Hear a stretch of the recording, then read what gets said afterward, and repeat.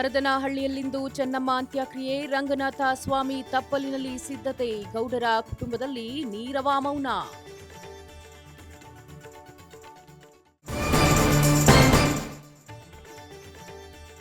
ಬೆಂಗಳೂರಿನಿಂದ ಹೊಳೆನರಸೀಪುರಕ್ಕೆ ಅಂತಿಮ ಯಾತ್ರೆ, ಸತತ 16 ಗಂಟೆ ಚೆನ್ನಮ್ಮರ ಮೆರವಣಿಗೆ, ರಸ್ತೆಯುದ್ದಕ್ಕೂ ಜನಸಾಗರ.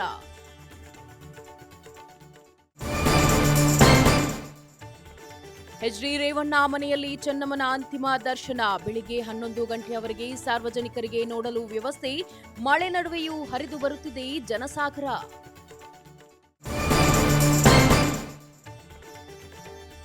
ಹೊಳೆನರಸೀಪುರ ತಾಲೂಕಿನಾದ್ಯಂತ ಇಂದು ರಜೆ, ಅಂಗಡಿ ಮುಂಗಟ್ಟು ಸ್ವಯಂ ಪ್ರೇರಿತ ಬಂದ್, ಮದ್ಯ ಮಾರಾಟ ಸ್ಥಗಿತ.